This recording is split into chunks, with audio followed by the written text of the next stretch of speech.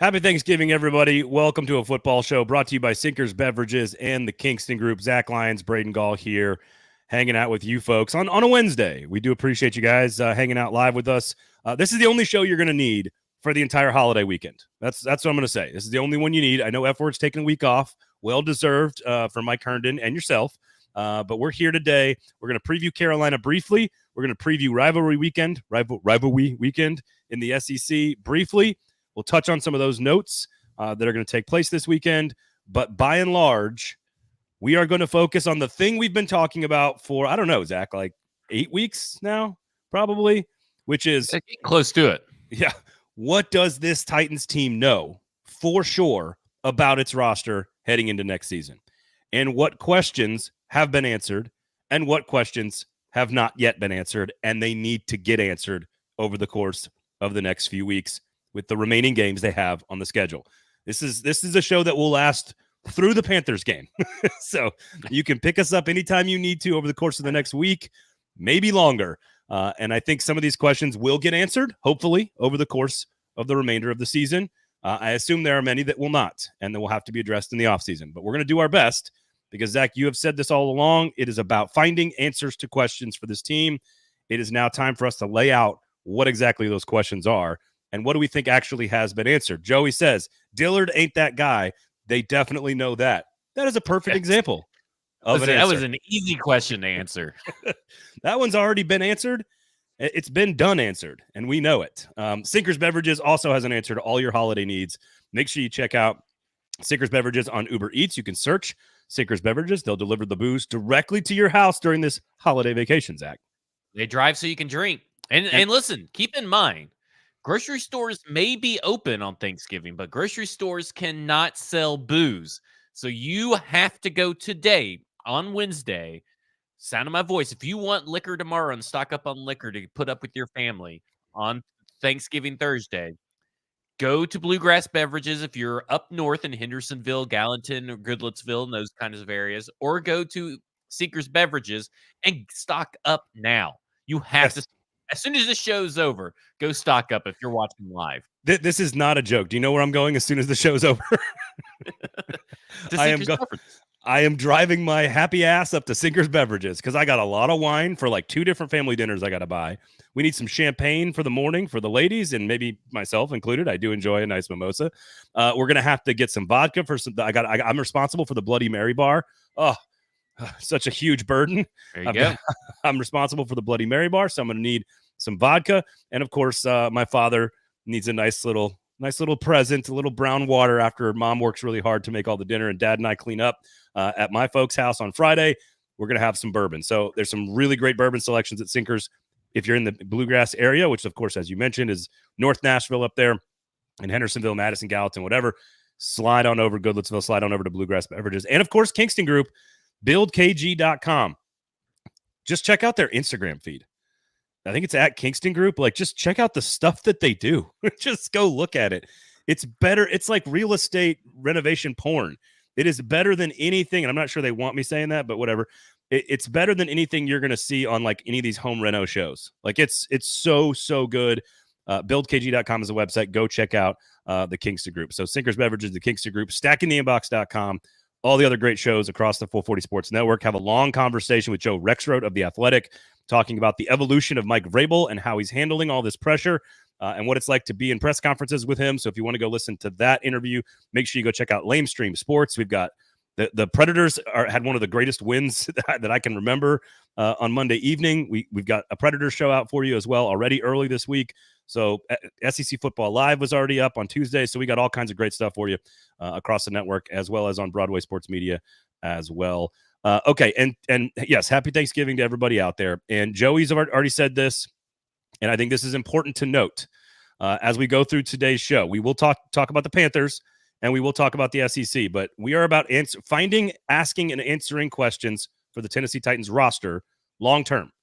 And Joey says it right. Even negative answers are productive. At least you'll know who not to try to rely on going into spending season. This is exactly right. This is the exact exercise. You got to find out one way or the other what you've got. And there's plenty of guys, I think, that have answers, plenty of positions that have answers.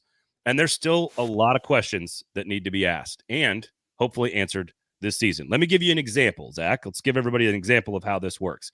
We're going to go position by position group, offense, then the defense. Let's start, for example, quarterback. Answer, Will Levis is going to be the starting quarterback in week 1 of next season. Barring anything crazy or unforeseen, we've answered that question. That's an answer. Ryan Tannehill will not be on this roster next season. That is an answer. Feel good about those 2 answers so far? Yes. So far, so good. Okay.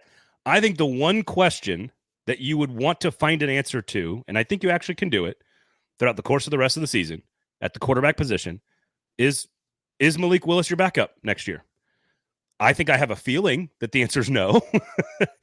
But I think that because they got a lot of money in free agency and there's going to be some veterans available, and maybe having a veteran backup is a better fit than Malik Willis.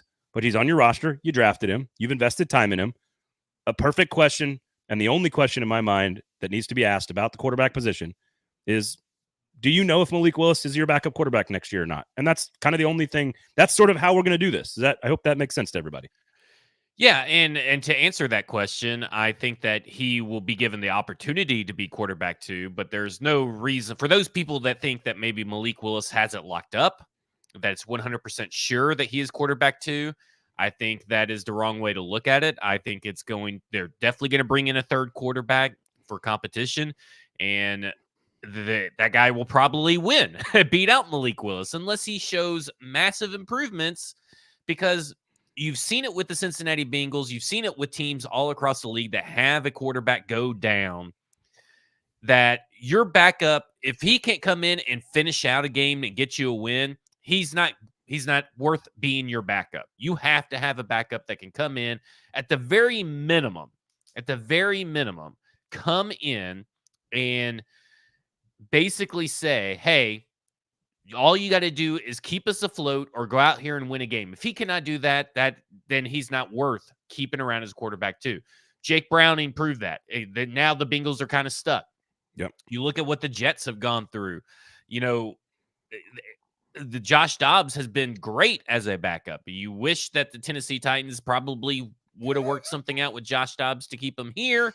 But here's the thing. Then maybe you don't draft Will Levis. And I think at that point, Will Levis is better than Josh Dobbs as far as the future of your franchise is concerned. Will Levis to me is the answer.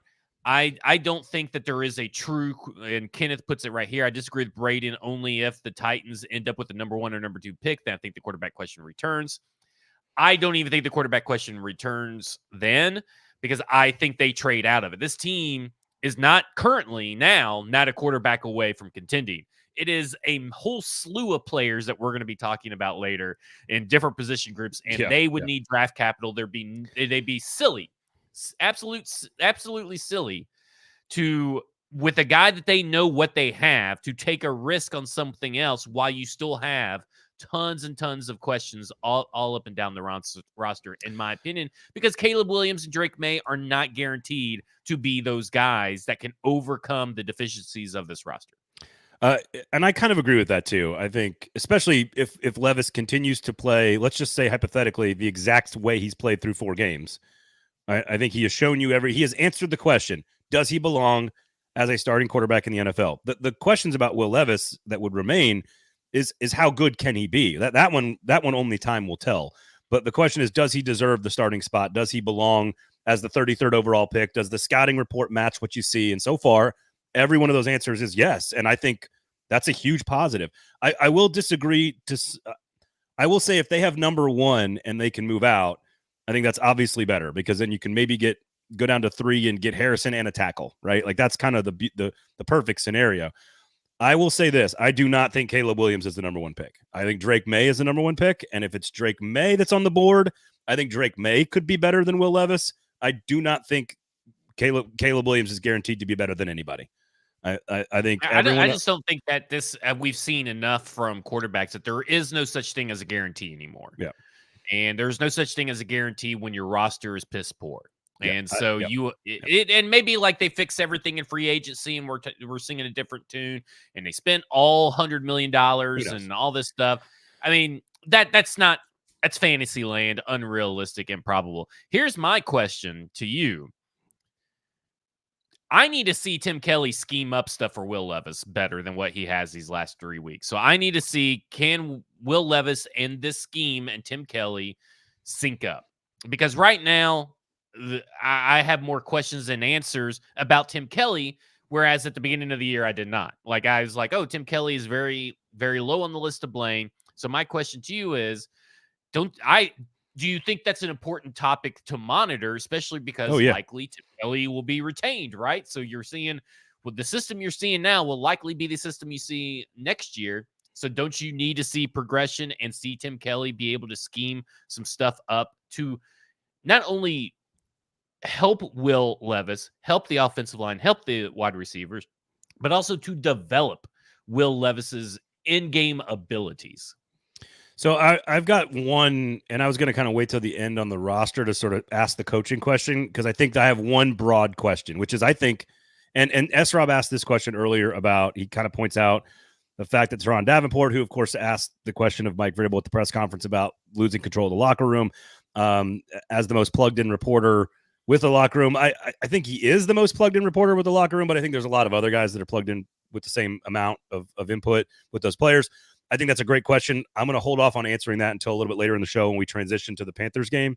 But I think the number one question for the coaching staff, and I'm not sure, I think Vrabel might be the only one I would exclude from this. I think that question you're asking is kind of the same question I would have for everybody. That one's specific to Will Levis, but I think Chris Harris hasn't exactly proven that he's the elite commodity that he was. I think he needs to show growth there. You know, Haas at offensive line clearly hasn't developed a lot of players at that position. His job now is to get Jaeyln Duncan ready to go, for example. So I think you can ask Shane Bowen has got to fix some things that we've talked about. Like, I think kind of every coach has you need to show us that you've gotten better and made progress throughout the course of the year to prove that you belong on the staff next year. Craig Aukerman may have already answered the questions that he doesn't belong. Like, I don't know. I mean, he answered the question 3 years ago. He should not be on the staff. Yeah. He should have never been hired. But that's so is that, I don't mean to cop out from your question, but I think that is sort of my question for the whole staff is, yeah, gotcha. Whatever job you're supposed to be doing, you need to show progress so that you can answer at the end of the year, you belong in that position next year. Because they've almost all of them changed last season. So they need to prove that they earned that spot, in my opinion. That's kind of how I would look at that. All right, running back. What do we think here at running back? What's answered? Well, already? I think Tajae Spears is clearly the future of the running back room for this Tennessee Titans team, and I think unless you get Derrick Henry at 4.7, because right now he's got dead money at $4.7 million, so he's owed that at least. Even if he signs a new contract or whatever, that $4.7 million has to be accounted for somewhere in the new contract. So to me, the question becomes, in between 6 and 4.7 mil for next year, where are we at there? Like, that's my questions. Like, how much is Derrick Henry willing to take?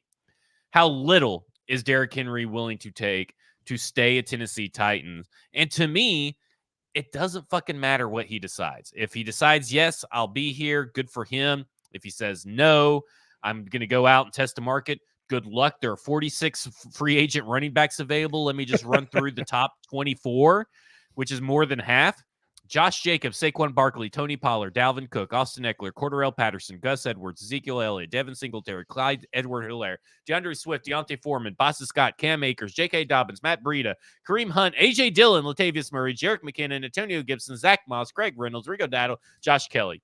Like, that's just some of the names hitting free agency. And to me, half those guys are better than Derrick Henry. Yeah, my answer is let Derrick, you play. I hate to say this about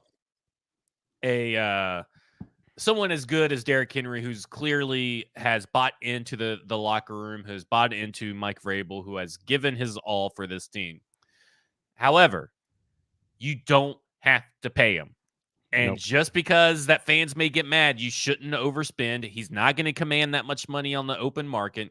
And really, Tajae Spears needs more touches. He does more with them. And if you have Tajae Spears and one of those guys that I listed, that not even like the top first four names, you're fine. Like you make up for what Derrick Henry does by getting Tajae Spears more involved. Do you know who'd be a younger, cheaper, but very similar version to Derrick Henry? AJ Dillon paired with Tajae Spears as a backup would be very similar. Which I don't think that. I think AJ Dillon's probably going to be staying in Green Bay. Probably. But I agree. Here's how I would approach the running back situation, because I think Derrick Henry's, to your point, I think Derrick Henry's an offseason thing. I don't think you learn anything more about Derrick Henry. You don't have any questions about Derrick Henry that you can answer on the field. Well, no, you learn to see if he can get back to form, because right now he's not. And because even today, Tim Kelly said he has enough of a running. They're making enough room for him to be productive. It's not perfect holes or anything, but he said. He was asked, are you making enough space for Derrick Henry to be able to run through or making enough holes? Whatever, I think Sam Phelan asked. And he said, yep. And enough. And it's true. When you go back and watch the tape, and Tic Tac Titans has a few clips pulled and video pulled, he's missing holes, and he's been doing that all year. So can he get back to form? Then maybe there's a discussion that maybe that $6 million can become $8 million or something like that. I think... I guess finding out whatever he's still got left in the tank, that's perfectly legitimate. I'm okay with that. I think the more important question about the backfield, because I think we all agree that Tajae Spears is the future. I think the most important question in the backfield is, can Tajae Spears be a feature back?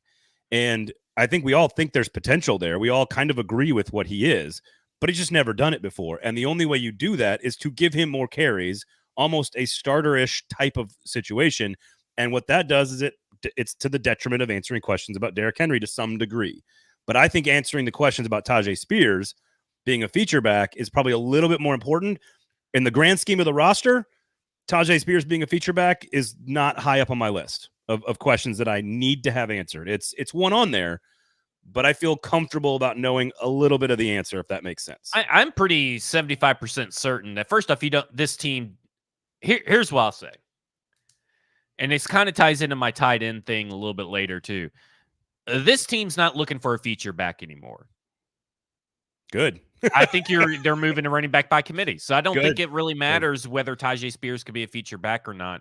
That's not what they're looking for anymore. I think that's getting phased out by this offense, getting phased out by the team. The fact that Derrick Henry's off the field now, for the first time, is now off the field in situations where they're either behind, B, 2-minute drills, or C, on third downs. That tells you a lot about how they feel about Derrick Henry's abilities, but also how they feel about Tajae Spears' trust and how they're going to use the running back position going forward. So that's fair. I should amend my statement then, and that is, like, can Spears be the lead, like the one of the two backs that you're going to use? And to your point, is Derrick Henry still one of the two backs you want to use or not? I think of the questions I have about this offense, can Tajae Spears be a lead back, or is guaranteed to be one of the two that you want to use? Because I agree with getting rid of the feature back mindset. It's just not high on the list of offensive questions. It's one of those where, and this also is a part of this conversation, there are certain questions on this team. And we're going to get to this, in my opinion, with like Aaron Brewer and Azeez Al-Shaair, for example. Those are two names that I have questions about, but I'm not sure they can afford to answer those two questions this offseason, if that makes sense. So we'll get to that. Tight end, real fast. You tell me what you think about tight end, and I'll give you mine. So I think they've answered the question that the Jeff Swaim role is no longer a mandatory thing. And we talked about that, why tight end blocking. Through 10 games last year, Jeff Swaim played 383 snaps. Wesco's at 279, and he's barely even noticeable. They're working in Josh Whyle. I'm sure by the end of the year, Wesco, who was brought in to replace Jeff Swaim, in all of our opinions, what will mean that I think that is going to be way less than the snaps that Jeff Swaim ended up playing for the Tennessee Titans last year, which is a good thing, because that means that I think the biggest question for me is kind of twofold. Can Chig provide value? Not can Chig bounce back to what we saw last year. At this point, he does not provide value when the ball's going towards him. Very, very, very little. His EPA when targeted is in the negatives. His success rate is obviously in the negatives, or not. It's low, not in the negatives. But so can he provide value? Wiley progresses. Can Whyle turn into this sneaky athletic tight end that kind of creeps in behind linebackers and finds the hole in the zone and sits in and provide a safety valve? Like, He likes what that seam, baby. He likes that seam. those are the questions, because like, can you find a way to keep both Whyle and Chig and not really have to worry about tight end, because both are providing you different things and different forms of value? Right now, I would say going into next season, you would still need a tight end somewhere. Yep. But if Chig could start providing value and bounce back, there's a problem. There's a hole solved, or a position group solved, in my opinion. That's kind of how I wrote down, like, blocking tight end gone ? Is what I wrote down. But my first two are looking at the group as a package, of a trio. And I want to know for sure by the end of the year, is Chig and is Josh Whyle, are they two of the three? That is, like, ultimately, I think we have again, a lot of these questions we have a feeling about. Well, we think Josh Whyle could develop into that, or we've seen it from Chig, but it's been disappointment this year. We have a lot of, like, we have pseudo, like, partial answers. The whole point of this exercise is that by the end of the year, you know for sure if Chig Okonkwo is a part of your tight end group next year, and you know for sure if Josh Whyle is your number one, or if he's your number two next year. So do you need to go, and Chig's your three, and then you need to go get a one? Or is Josh Whyle your one and Chig's your two, and you need to go get a three? To me, it's about the group and knowing exactly what those two players are by the end of the season. Because I agree, you cannot be using a tight end position any longer on Craig Stevens, because like that just isn't. There is. I just don't think that guy is necessary in today's NFL anymore. But it looks like to me that they are trying their best to phase it out. And if the tackles would be any kind of, like, I feel like if the tackles were good, even if just one of the tackles were good, West Coast snaps would be even lower. Yeah. So with the running back position, finding out about Spears is maybe a little bit more carries, right? A little bit more carries for Spears. With the tight end, same thing. What's the answer? How do you solve some of these questions? Josh Whyle and Chig need to be used. You have, this is an experiment the next 9 weeks or whatever. Like, this is an experiment. It means find out the answer about Chig. It could be, the answer could be negative, but having the answer is more valuable than not. And that's the whole point of the exercise, which means throw him the football, use him more often, find out if Josh Whyle can block, like, find out these things over the course of the next few weeks. And if you find out that the answer is no, at least you found out some fucking answers. That's the whole point. Okay. All right. So now we get to the two really fun ones. Which is wide receiver and offensive line. So I'll let you go first on wide receiver. Okay, the answer I got is I know that the Tennessee Titans, either in the first round or second round, have to draft a wide receiver. They just have to. That's the answer. I mean, like, I know that is the answer. The question I have is D-Hop going to stay? Because right now, there's only three guys that I could see on this roster outside of D-Hop that are for sure probably going to be on this team if the team wants them back. And that's obviously Kyle Phillips will still be on the team, NWI, and Chris Moore, right? You know those guys, if the Tennessee Titans want them back, they'll be back, at least the last two, because they're on one-year deals. So will D-Hop stay? And if D-Hop stays, are they going to continue to undervalue the wide receiver position, or are they going to draft a wide receiver? So we need to know, and you're not going to get that again.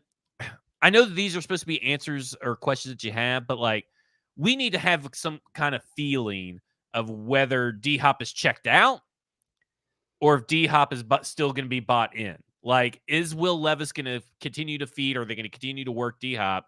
And that will kind of let you know, because he's under contract, right? That'll kind of let you know how they feel about DeAndre Hopkins heading into 2024. Like, his usage, his demeanor, his attitude. That's what we need to know. So one of the things I wrote down as an answer for this group is that DeAndre Hopkins still has it. Like, that was a question that I think was fair to ask in the summertime. I think the answer is very clear that the answer is yes. He's still got it. So if you want him next year and he still wants to be here, I think you've got one answer at the position. This one is hard to answer, and I don't know if you can figure this out, but you can certainly take some steps, in particular with one of these players, and that is, can either Treylon Burks or Kyle Phillips stay healthy? Like, that is a massive question for this receiving core, because if they are in fact fully healthy, adding a receiver in the first or second round to a group with DeAndre Hopkins, all of a sudden this could become an interesting room. But you've got to figure out and I know Burks is dealing with the head injuries, and it's really hard to sort of quantify those and predict Also, those. he's not good. There's stuff there if you too. just want to be kind of blunt about it, Phillips is healthy right now. They're not using him on punt returns, which has been sort of where he's been hurt before. Like, show us that you can stay healthy throughout the rest of the season. Show him that you can throw in the ball 4 or 5 times a game in those 3rd and 6s, and that he doesn't break down. Like, I need to see, like, let's get some answers on if Kyle Phillips and Treylon Burks can stay healthy. Knock on wood. Man, he's been so good since Will Levis came in. Two really good games. Last week wasn't used much at all. But then again, everybody sucked last week. So whatever. What are you going to do? I don't think D Good asked about T Higgins. There are a boatload of free agent wide receivers. So if you're going to spend money at free agency, I think it's wide receiver, not offensive line. And I think T Higgins is not going to hit the market. I think T Higgins is re-signed by the Bengals. The name to go after, in my opinion, is Calvin Ridley. That's the name I'm going after. Oh, he'll be re-signed by the Jaguars. You're probably right, but that's the name I would want. I think it's better that I think Calvin Ridley has a better chance staying at Jacksonville than T Higgins does in Cincinnati. Oh, interesting. Okay, I think Higgins is too similar to Burks and Hopkins, and it doesn't mean you can't have 3 guys that are similar. Like that's he's a good player. I'll say this. I mean, we don't know if D Hop's going to be here, right? And then also, Burks isn't good. No, they need the guys. They need all the guys. There's no argument there. I think Calvin Ridley's skill set is a more valuable commodity than Higgins. I just think he's better, frankly, than T Higgins. But they're both massive improvements and upgrades. So there's no argument there. To me, are those guys going to stay healthy? And then I think it's absolutely I think you figure out maybe one of the 3 guys. Like, which one do you want to keep as like your insurance, your blanket or whatever, your security blanket? Is it Moore? Is it NWI? Like, which one do you?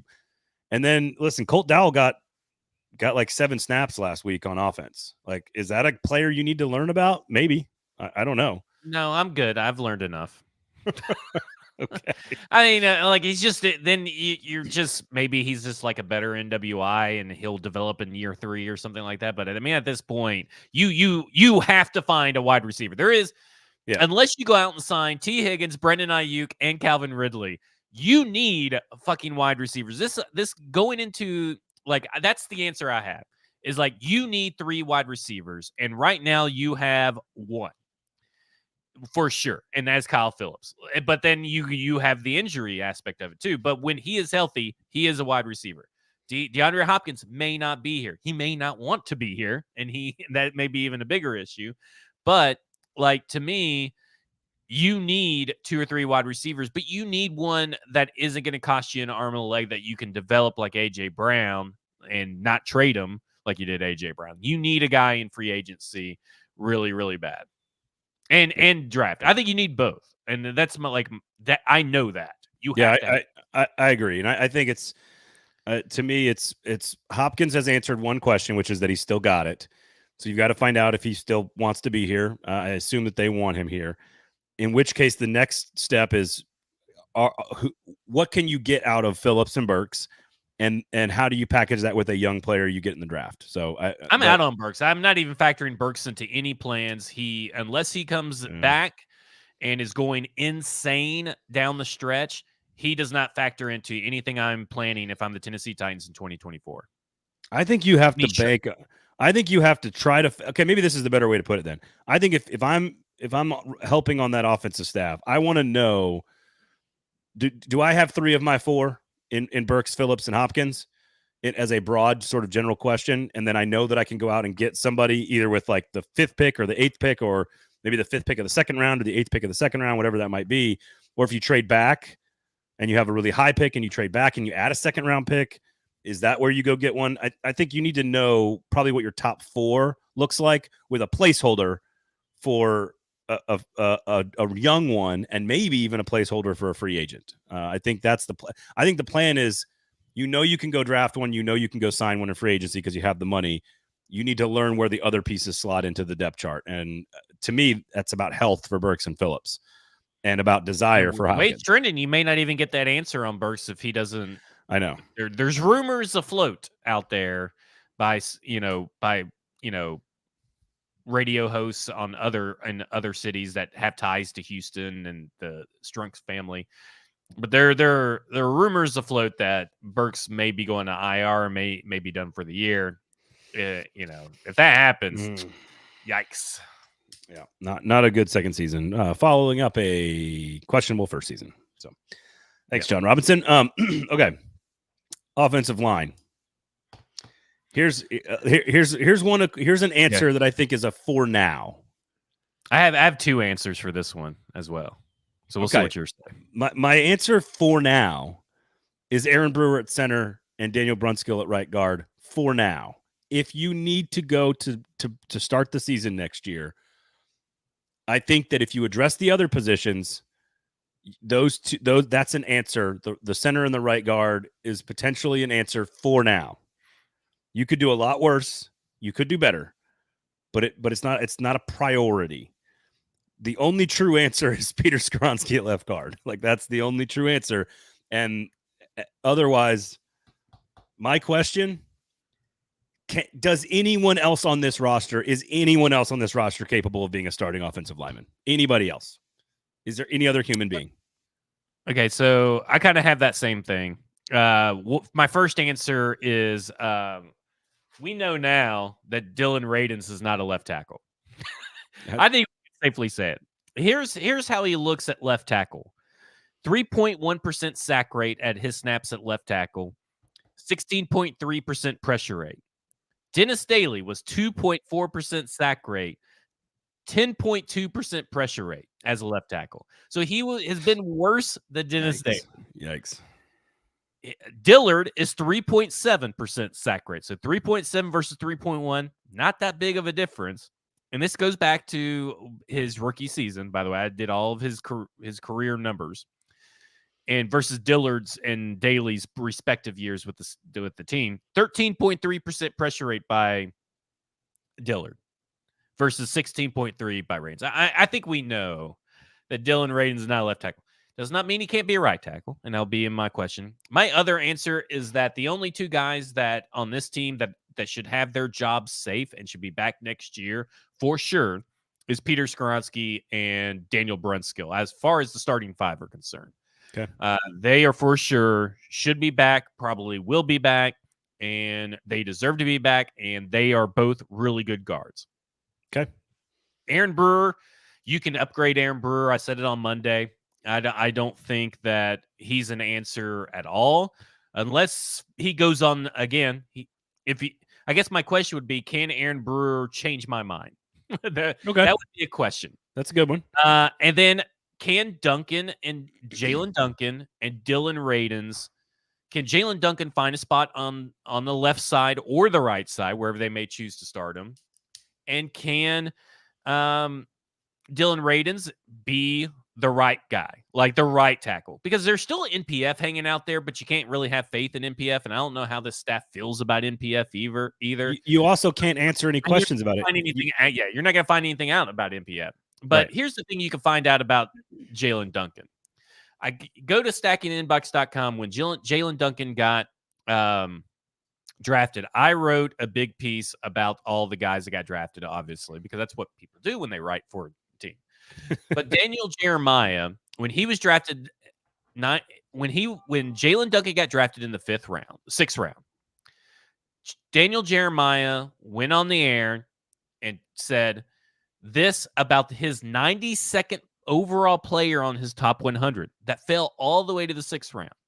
He's ultra athletic. He has the desired length. He had spent all season training with Duke Manyweather in the O-line masterminds, right? That's a huge thing for rookies to go through and everything. And Duke said, wouldn't be surprised if we look down years in the future if he doesn't end up being the best offensive lineman in this class. And obviously improvements need to be made, but it sounds like he's going in the right direction. And if they continue to develop Jaeyln Duncan, he continues to show out, and maybe he's not the left tackle. You can't put him in pin or marker at the left tackle position for 2024, but maybe he can go to the right side. He looked pretty good at the right side, being baptism by fire, as Tim Kelly put it today in the press conference. Maybe he could be your answer at right tackle, and then there you go. You have an answer, right? All about an answer. What really, I don't even really give a shit what Dillon Radunz can do. I really care more about what can Jaeyln Duncan show that everybody else that is smarter than me seems to think he has the capability of. Yeah, basically my question that they have to answer is, you need to know who is capable of being a starter on the roster currently. And I think we have a lot of answers about Dillard, for example. We have an answer that Andre Dillard is not a starting offensive lineman. That's it. We can't answer anything about MPF. I think Chris Hubbard is answered that he is Chris Hubbard. I think that's what he is. And so I think, and the two names that I have written down and circled are Jaeyln Duncan and Dillon Radunz. And maybe the future for next year includes Daniel Brunskill, but maybe the year after you want Radunz as your right guard and Duncan as your right tackle. You've got to find out who is a starting caliber fucking offensive lineman for this team. You can't keep going to camp every single year with a bunch of names you have no fucking clue about. You can't. You've got to know at least what you have in these two guys specifically. I'm with you on Brewer. I think you can upgrade Brewer. I just don't know. As far as the priorities go, the tackles are so much more of a priority for me that it's sort of well, if you can solve the tackle, well, then you can get to center. It's sort of like running back. If you can solve the receiver problem, then you can get to the running back problem. You could solve your center problem in free agency. You could solve your tackle problem in the draft. So it's going to look weird. Here's the thing. It's going to look weird when they likely sign a center in free agency, right? They're probably going to sign a center in free agency. If they don't, they're insane, barring some insane run, like I've already said. But if they sign that, then they don't do anything at left tackle, everybody's going to throw their hands up and be like, oh my gosh, I can't believe they didn't spend money on a left tackle, and forget that there are no left tackles to get in free agency. Yeah, they're not any good. So it's all about the draft. So the priority is, yes, you have to fix your left tackle, but the steps are going to be out of order, right? It's not going to be That's the right way to put it. That's right. Solving the offensive line are not going to be in lockstep with the order of priority. So that's a really good way of putting it, because your left tackle is probably going to come in the first or second round of the draft. Let's just say hypothetically. Yeah. If you're going to upgrade center, it's probably going to come in free agency. And before that, right now, you need to know what you have in Jaeyln Duncan and Dillon Radunz. Give them as many reps as possible. And if that means rotating them at tackle, fine. If that means spelling Brunskill when you need to, fine. Find out what you have with those two players in particular. Those are the two questions that you have to have answered by the end of the season, so that when you go to the draft and when you go to free agency, you know what you need to invest in. You've got to find out what those two guys are. I think Brewer kind of honestly, I think Brewer kind of is what he is. He's like a C+, B- center, and there's probably a lot of guys you could get that are B+ for a fairly small investment. He's a you'll find out. He's a utility player, and there's nothing wrong with being a utility player. He's really good in specific plays. He's very good if you're going to pull the center, if you're going to screen passes, if you need him out in space, he's very, very good. If you're trying to pass pro against Aaron Donald, you're fucked. You're fucked. Yeah, it's just what it is. Okay, all right, there's your offensive questions. Go to Sinkers Beverages, the Kingston Group as well, of course. We'll touch on the Panthers game, the SEC game, but let's roll through the defense here. Defensive line. We're going to separate a pass rush and the interior defensive line. So questions and answers. What do you got? They're too thin. That's what we learned this year, is that they're too thin, and they were very deep last year, and they were too thin this year, and that is hurting the team and is hurting the run defense specifically. So they are too thin. That is the answer that we have. That is the answer to the question: what's wrong with this this front four? They are too damn thin. I can't argue with that. My question would be is how do you fix it? I guess. I mean, that. I don't know if there's a question that's going to be answered, because I don't think that Tart has shown that he's consistent enough that he's going to get paid the big bucks like everybody says he was going to all damn year. I don't think that there is a question that I have that I feel confident that could be answered on the field by 2024. Okay. I don't think there's one that you can answer about Simmons. I think there's one I think there's a question about Autry, but you can't answer it, which is, when is the shelf life coming? When's the cliff? I think we're seeing it in effect. I mean, it's slowly. I think there's a chance. What's the shelf life of Denico Autry? I think the question is Teair Tart in every game, every down starter? That is the we just know that he's not. The flashes that we've seen from him, that can you consistently create that game in and game out? And I know he's had some injuries, but is Tart, like Ed says this, Simmons needs a buddy in the middle. My question is Teair Tart that buddy? Longer term, maybe like a 2-year deal, 3-year deal. He's got to prove it. I mean, I think he could, but I don't think he's going to get paid like everybody initially I agree. thought. So, like, that's not really a question that I had. I never thought that, so I never really had that question, I guess. I guess that's why I'm kind of like, I just don't have a question. Well, if you tie it to money, I agree with you. If you tie it to sort of like who should be like the Robin to Jeffery Simmons Batman, I think going into the season, I thought Teair Tart has a really good chance to be the number 2 next to Simmons. Like, he's going to benefit from playing next to Simmons. He's got the skills you need to play next to Simmons, and I think that that's a nice piece there. I think I have gone from I think he is the answer to can he be the answer next to Simmons? I think Autry is the Jenga piece that has really hampered this team, and not for lack of trying or effort or anything like that. Yeah. I just think that Autry has obviously taken a step back, and that's hurt the team overall. Yeah, I agree. And we knew that was going to come at some point. Like, you just can't play that position for that long at that level forever. It's just not possible. So my question is just, you got to find out if Teair Tart is an answer, because you need depth. I agree with you. The biggest question is they need depth. They need more than TK McClendon. Like, that's not a question or an answer. that's just a guy. So I think it's about finding out what Tart is the rest of the way. Outside linebacker. Oh man. I know that they still need the guy. They need the guy. They need to find the TJ Watt, the Brian Burns, the Montez Sweat, whatever guy you want to, Chase Young, Joey Bosa, Myles Garrett. They need to find the guy. Because I know that Arden Key is not the guy. I know that Harold Landry is not the guy. But my question is, can Harold Landry continue to be and get better? And because he has been, but can he continue that trajectory so the Titans get something out of him that they have yet to get out of him since he signed his contract? Yeah, my question is, what do you do with Harold Landry? Like, that's sort of my question, because there's maybe some trade value there. The contract's been touched up a bit. Like, I think you know exactly what Arden Key is. I think you know exactly what Rashad Weaver is. I think those are questions you've gotten answered already. Gibson could be a guy that you could give some reps to. You've said this before. Like, find out what you've got with him. I think that's an easy question that you should be able to answer over the course of the next couple of months. Is let's see what Gibson's got, and let's see what kind of player he can be, and where does he fit into the depth chart next year. But I'm with you. And you said this, I think, a couple of weeks ago, maybe a month ago, on F Words, where you're just like they need the dude, the absolute top of the game wrecker on the outside.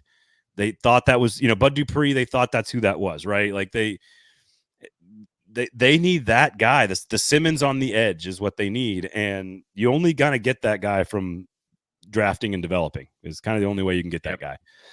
So that's another option in the first round. They could use a first round corner. They could use a first round tackle. They could use a first round edge rusher. They could use a first round receiver. It's not a good place to be. No. That's the OLB. I think inside linebacker is the easiest one.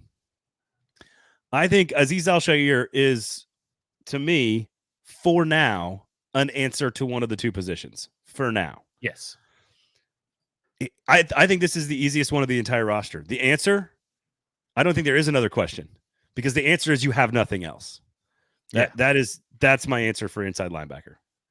Yeah, I think as Azeez Al-Shaair, I've been talking with Stoney about it, because I pulled the stats, and I'm going to save it for stacking the inbox, but I pulled 2022 David Long, and I pulled 2023 Azeez Al-Shaair, and they're almost the same identical thing. Some things David Long did better, some things Azeez Al-Shaair did better, but he's doing a Christian Fulton piece for Friday at stackingtheinbox.com. Stoney is, and he was talking about how when he is watching Fulton, looking at film for Fulton, he sees Azeez Al-Shaair everywhere in coverage. He's everywhere. And I think that you have, like you said, you have a guy that can be here next year in Azeez Al-Shaair, a guy that I think clearly is a form of leadership that you could use. He has high energy. He's well likable. He's smart. I think that how much will he improve over these next few weeks as he gets more comfortable in a system that I think that we both think is a little overcomplicated? Stoney said that he noticed DBs and LBs running to the same zone, mistiming their switch offs, and being in bad position because of it. Kind of hard to tell, really, is it the player's talent? Is the player's doing something wrong? Is it scheme? But either or, it sounds like you really have to get, I think as he's getting more comfortable, he's getting better, and no one wants to talk about how good is Azeez Al-Shaair. They just want us to see the highlights from David Long at Miami Dolphins. Well, he's not David Long. Well, you should be comparing him to David Long in the same scheme, supposedly, in the same scheme from last year. And they're almost identical. I mean, there's, like I said, it's very near identical when you look at it. Joey says Azeez will be a great second inside linebacker, and I think that's exactly what he would be, is a really high-end ILB2. You need someone that you need a linebacker one, right? You need a Fred Warner. You don't really need Fred Warner. But here's my thing is like, those guys are easy to find in the NFL. Right. That's what I'm saying. There's a difference between, to me, running backs and linebackers are kind of the same thing. Except everybody says, well, any running back can do anything. Well, there's a big difference between an average running back like Devin Singletary and Eno Benjamin, right? Like a really bad running back. So there's a difference between a middle of the road linebacker and Dr. Gibby and Luke Gifford and Dylan Cole and Monty Rice. Like, none of those guys are guys in the NFL that you can rely on consistently week to week. So if you paired a guy like that, like, let's say like you could go back in time and pull Wesley Woodyard and put him right next to Azeez Al-Shaair. Like, that is one of the best linebacking duos that you can have in the NFL, because it allows Azeez Al-Shaair to kind of roam free and use his athleticism, which is way more athletic than David Long. That's science, but like, that's what they need. But they don't have it, so it doesn't really matter. Well, Fred Warner, where was he drafted? Was he like a 4th-round pick, 5th-round pick? Oh, man, I think something around. I know Dre Greenlaw was a 5th-round pick. Okay, where was Devondre Campbell drafted? How'd the Packers get him? Where was Levante David or Devin White drafted? I think Devin White might have been higher, maybe a 2nd-round pick. But, like, you get my round 3 for Fred Warner. Yeah, I mean, like, you can find a stud, an 8-year absolute stud dog of a middle linebacker in the 3rd and 4th round and the 5th round in the NFL. It happens all the time. I think that's why they're comparable to running backs. It's not. I agree with your point. Like, there's a big difference between an average middle linebacker and a bad one. But the thing that is the same is that you can get the really good ones in the middle of the draft. You don't have to invest a lot of resources. And you can find them in free agency too. Yeah. Like, I feel like Christian Kirksey could have helped this team way more than any of these other linebackers opposite of Azeez Al-Shaair. Yeah, I tend to agree with you. Okay, corner and safety. What do you got? What's your questions? Well, my question is for cornerback. Oh, here's my answer. My answer is they still need the guy, just like edge. So just take everything we said about edge needing the guy. It is cornerback. But I also have answers that McCreary is a near elite nickel slot guy. Okay, I think he was one of the best cornerbacks in the NFL when he was in the nickel in the entire NFL, including outside guys. SMB is a really, really great number 2. Like, I think SMB is a really great number 2. I think you need to bring back SMB and Roger McCreary. I mean, obviously McCreary's going to stay, but I think you need to bring back SMB over Christian Fulton. I think we got the answer on Christian Fulton. So, but they still need the guy. So my answer is okay. I was going to say, is your answer Christian Fulton is not on this team next year? They're not going to resign him. Yeah, well, for sure. Okay. I mean, that guy's twerking all over the field. He needs to go to the strip club and shake his junk there and earn more money instead of trying to steal it from the Tennessee Titans. I think my question is, and you're not going to get the real answer this year because there is no answer at cornerback that you can see. Like, there is nothing there. My answer would be, how are you going to find that guy? Or my question would be, how are you going to find that guy? But it's kind of like linebacker. There is no question to ask of any of these guys going forward. I think I've got one, and that is the younger players that are under contract. And I think there are varying degrees of knowledge about 3 players. One is Roger McCreary. I think at the beginning of the year, we thought, okay, this could be a nice player. By now, I think we've learned what he should be, right? Like that's an answer we've figured out about Roger McCreary. He should be in the nickel slot. I'd like to have a pretty good feel for what Elijah Moldin should be next season. I got him in safety, so I haven't even got to the safeties. Well, I was saying defensive backs, but I hear what you're saying then. We texted about this, and I said let's split them all up. Farley, is he still around? Can you learn anything about him by the end of the year? Yeah, I've already learned it. He does not need to be on this team next year.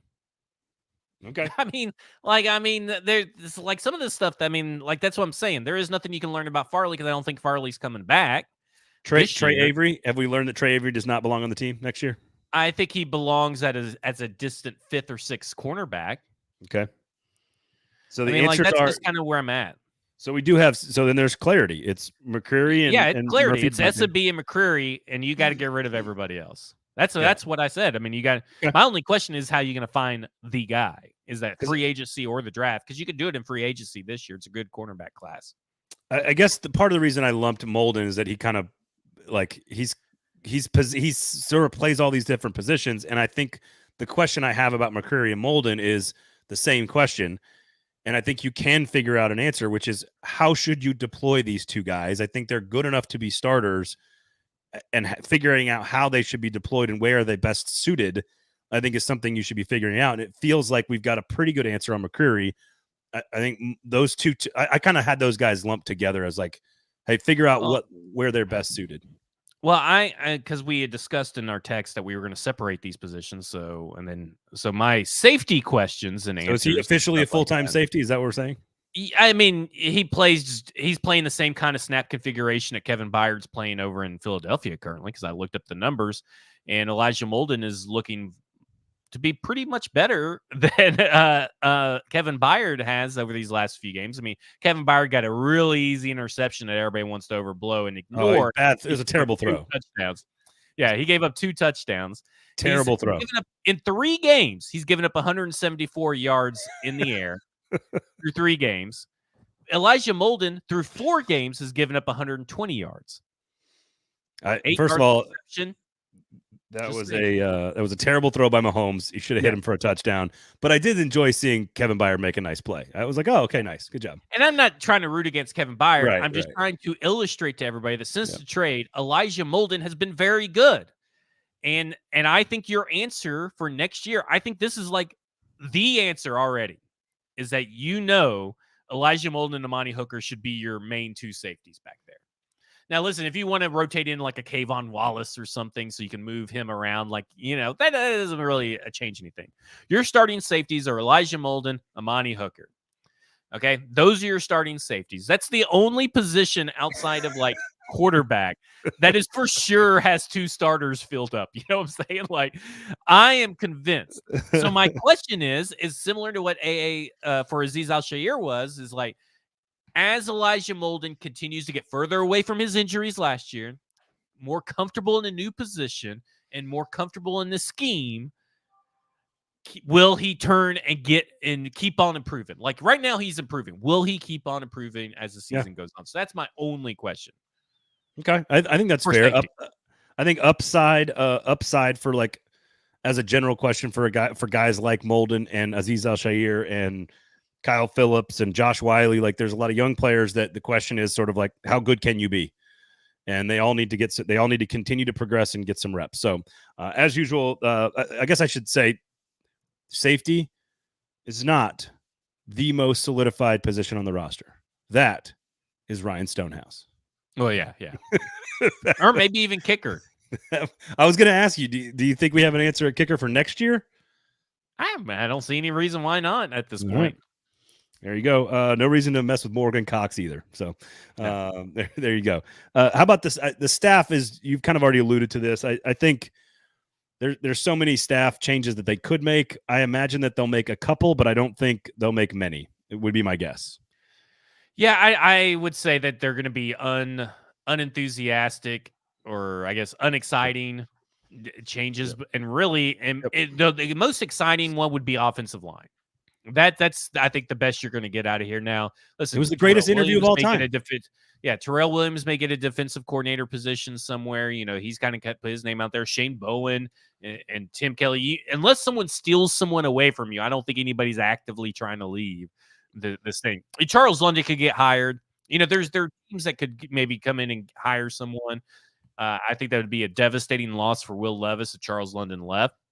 They seem very joined at the hip. So I don't know. We'll see. I think the question is, and this is my question, and my question to you. It's not a question overall, because you talk about, you sent a question. You sent the subject as like game planning. Building a win for the Panthers. The Panthers suck.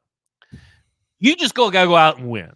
Yeah. If you lose this game, it is the most embarrassing loss of the Vrabel era by far, and one of the more embarrassing losses in recent memory, even before Vrabel. You cannot lose. This would be losing to, I can't not remember that Colts. You remember when the Colts were going like 0-16 and suck for luck, and their one win was the Tennessee Titans that year? That's right. I forgot all about that. I can't remember who that quarterback was. Maybe someone in the chat can.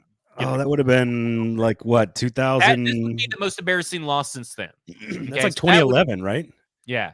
This would be a horribly. I can tell you that. I think Barrett Ruud and Colin McCarthy were playing on this team, if that tells you how old that loss was. This would be the most embarrassing loss since then. And wouldn't that have to change how you view this team and how you view this staff? Like, wouldn't this have to change if they lost to the Panthers at home? That has to change how you view the job that Mike Vrabel is doing behind the scenes and the job that Mike Vrabel is doing on the field, right? Barring Will Levis and like 13 injuries or something like that. No, I think you're right. I think losing to this particular team at home, where they've been very good, especially coached by a guy that you kind of ran out of town in Indianapolis. Like, I think it's a really, really bad look, especially. And again, to answer S. Rob's question about Mike Vrabel losing the locker room, Mike Vrabel at the podium is not the Mike Vrabel who really exists in the world. And so I think it's important to remember that when Mike Vrabel talks about things and gets antsy with reporters, like, that's just how he is in those situations. He's like that when the team is good. I don't think Mike Vrabel is any different with his players today in a losing streak or a bad stretch than he is when they're winning. And I think he's honest when he says, like, no, I don't change any. Like, I coach, I listen, I teach, I am who I am. I think that it doesn't mean that he doesn't need to evolve some of those techniques, maybe, but like, I don't think there's much to the losing control of the locker room, Teron asking that question, or him getting feisty with Rexroad a couple of weeks ago. Like, I just don't think there's much to that. I think people are frustrated they're losing, and that's a normal, and he's frustrated at a regular press conference. Like, yeah, here's the thing about that is that it was Curtis Painter. That's who they lost to, by the way. Curtis Painter. Not to be confused with Kyle Orton, neckbeard. Different Purdue quarterback. Yeah, I mean, like, I think you have to take, if it was like, and not to disparage Amani Hooker, but I don't know. I guess because there's so few players to actually come out and speak, in front of the press, right? That are at the podium, and you get asked, you get the locker room guys, but like Amani Hooker is the first one that came to mind. If Amani Hooker was on the podium and said, "Oh well, Derek or Mike Vrabel, no, we're good in the locker room with Mike Vrabel," like, yeah, that doesn't really hold a lot of weight. Derrick Henry, on the other hand, says, again, for like the fifth time in like 3 weeks, and I keep harping and telling everybody this, that it's the players. It's the same message, which you can argue whether that same message should still be used, but it's the same message that works. And Derrick Henry says, we all believe in the message. It's the same message. We know that it works. We just have to execute. And I think it was Gentry Estes, PK was talking about this morning, and said, like, how many of these players on this team, like, run through the starters real quick, come from losing programs? Like college programs? College, pros? I mean, like, really go through it. So how many of these guys really know what it takes to pull out of a rut like this? Like, how many players know how to handle the pressure of this kind of locker room environment where you guys are the problem? Like, the players are the problem. Like, think about that, right? I mean, like Derrick Henry, I guess you could argue like Will Levis, but like a lot of these guys are so far removed from any kind of losing season. would say Ryan Tannehill would be your closest guy, right, with the Miami Dolphins, and it was ever this bad under Miami Dolphins and Adam Gase. So, like, how many players have the experience of being able to be part of a team that has started out this way and pulled themselves up? Like, that's the other thing. Like, how many of these players, even if they started at a loser, would Denico Autry count? Maybe. Man, I mean, I'd have to check the records there, but I'm literally looking at I'm looking at it right now, and it's like anybody that would be like Oakland back in 2017, right? That was Derek Carr, so they were 6-10, but they were 12-4 the year before, 7-9, 3-13. So like Denico Autry's rookie year, they were 3-13. Okay. I mean, Spears went to a New Year's Six bowl last year at Tulane, of all people. I'm looking at this too, like Wiley. Cincinnati's been a really good program. I mean, Brunskill, all the guys from the Niners came from a winning organization. Hooker, playing for Iowa, while Iowa's never winning championships, they're never bad. So he was always good. They were always good there. I mean, DeAndre Hopkins didn't have a losing season except for his rookie year, I think, because in 2019 is when he left Houston, and they were still on top at that point in time. They didn't start getting bad. They were 10-6 and first in AFC South in 2019. That was his last year. Think about that for a second. Skoronski probably has some understanding of it. Yeah, but I mean, is that the guy that you lean on, right? Like, so these rookies, you can't really lean on the rookies to pull you out of this, right? So that's another question you have. Where's the leaders? Could you spin? Who is going to be the leaders at the end of the year for this team in 2024? Could you spin the Skoronski thing in a positive and say, look, he's a rookie. He's clearly established himself as a starter. Both of those are good things. He's also experienced in this type of situation where a team has to sort of pull together to pull through to the end. And by the end of the season, you want him to, frankly, next year go into next season as like one of the guys. Like he needs to be one of the leaders next year. So you could argue this experience is all part of his growth process into one of the best offensive linemen on the team. I mean, in theory, he should be the best offensive lineman on the team next year. Like, he's probably the best offensive lineman on the team right now. So I think, but you're right, though. I'm looking at, like, Harold Landry he's never really been through this, but Boston College wasn't all that great. There's some Auburn. McCreary's probably dealt with some stuff at Auburn. That's probably a roller coaster ride there. Man. But again, you're talking about young guys. Like, that kind of ties into this whole thing is like, by the end of 2023, who are the leaders going into 2024? Because you're going to lose leaders, right? You're losing Ryan Tannehill. You're likely losing Derrick Henry. You already lost Kevin Byard. Yeah. Who are the leaders of this team? Because you need leaders to step up. I mean, but it's interesting to think about. I thought that was a really interesting kind of like way to view is like how many of these players, including Mike Vrabel, who's never really gone through losing seasons like this. I mean, you talk about all of his times at the Patriots, and anything that was, bad was like 20 years ago, you know what I'm saying? And then he comes in, Houston was still on top when he came through Houston. They were first in AFC South, multiple times when he was there. He came from Ohio State before that. Like, not a lot of these players and people in leadership have a lot of experience with losing culture. Chig and Duncan, both from Maryland, is interesting. Again, young, very young. But you're asking who if I would have circled names in the summer of 2024 and said which names do you need based on sort of like personality and being like into their third year, I would have circled Chig and Elijah Moldin as two very important, very, very smart, very vocal, very talented players that have a lot of upside that are going to be in their third seasons. Like, those are two guys that I would have circled and said those two guys need to be pretty top of the food chain when it comes to leadership on offense and defense. And maybe we're seeing that with Moldin, and that's a great thing.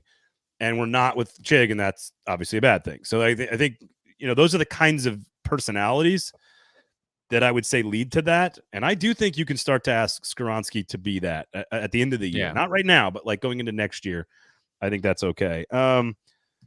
Sean Murphy Bunting is around a lot. He's been around a lot, and if he comes back next year, could be a guy. He's a pretty vocal guy on the sidelines and in practice. So, but no, I think it's a good question. We didn't have any time for. I think you're right. The entire analysis of the Panthers is like, don't fuck it up. Yeah, just don't fuck it up. That's the entire analysis. There's so much college football stuff Tennessee, you need to play Nico a little bit this weekend against Vanderbilt. I think Alabama rolls against Auburn. No idea how they win. I do think Florida and South Carolina could pull upsets on Florida State and Clemson. But is it an upset without Jordan Travis? Well, Florida doesn't have their starting quarterback either. Graham Mertz is out. So it is. Florida was kind of a struggling number 4. They weren't as good as what on their performances were not indicative of their ranking, in my opinion. Maybe so they were more quarterback dependent than maybe like Ohio State, Michigan, and Georgia. I agree with that part, but I think if you're an Alabama fan or a Georgia fan and you want some baked in security to get into the postseason, you're rooting for Florida. You are rooting for Florida hardcore here. You're rooting for Oregon State against Oregon. You're rooting for Washington State against Washington. That's not going to happen. And honestly, you probably want Michigan to win against Ohio State. Ugly. And I will say this, I think rivalry week is good everywhere but the SEC this year. Like, this is a stinker of a rivalry slate. Like, I just don't think there's going to be that many good football games to watch. Like, you might be right. Be close games, but I think the product on the field is going to be shitty. So Kentucky's won like 3 in a row against Louisville. Louisville's playing for a playoff spot. That's a 7-point spread on the road. That could be a good game. I think Florida's going to be very good at home against Florida State, playing for a playoff spot. That's an important game. South Carolina is going to be desperate against the Clemson team that they beat last year. That's a 7-point spread. That could be a good game. Jaden Daniels is trying to win the Heisman against Texas A&M. I think you're underselling, like for Georgia and Alabama. Selling it. Like, come on. Clemson's going to wipe the floor with South Carolina. Georgia against Georgia Tech. Florida State, you could maybe interest me in watching 2 shitty quarterbacks, but it's not going to be a good quarterback. It's not going to be a good game. Georgia and Alabama will not be good games. I agree. Although you never know in the Iron Bowl. But I do think Missouri's only a 7-point favorite on the road against Arkansas. They hate each other a lot more than you think. Everything's within like 7 points. There's 7-point spread all across. Tennessee is going to blow out Vanderbilt. That's another bad one. The Egg Bowl is only a 10-point spread on Thanksgiving. That's one of the best games of all time. And Will Rogers and Marks are back healthy for Mississippi State. So I think really what matters is if you're a Bama fan or a Georgia fan and you both want to have a path to the playoff, you need to be a hardcore Florida Gators fan this weekend. That is number one on the play sheet. Root for Florida to beat Florida State. Also, you need Texas Tech to beat Texas as well. That's a 12-point spread. They could, in theory, lose that. If Texas wins, they clinch a spot in the Big 12 championship game. So keep an eye on that as well. I think we've done enough here. Do appreciate you guys hanging out with us early this week. I hope everybody has a great and awesome Thanksgiving.